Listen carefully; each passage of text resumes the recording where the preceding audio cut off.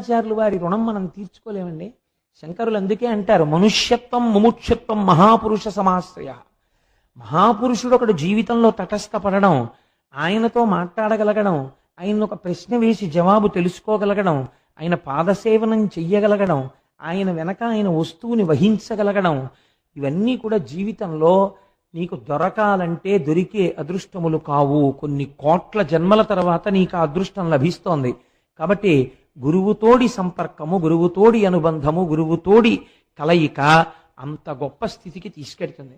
కాబట్టి ఇప్పుడు వింధ్యుడికి అహంకారం ఉండొచ్చు, కానీ ఎవరితో మాట్లాడుతున్నాడు? నారదుడితో మాట్లాడుతున్నాడు. ఆ నారదుడిని చూసి ఒక మాట అన్నాడు. ఎవరితో చెప్తున్నాడు ఈ మాట?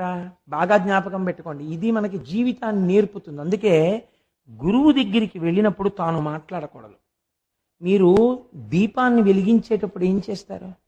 ఒక్కసారి అగ్గిపుల్ల గీసి ఒత్తి దగ్గర చూపిస్తారు.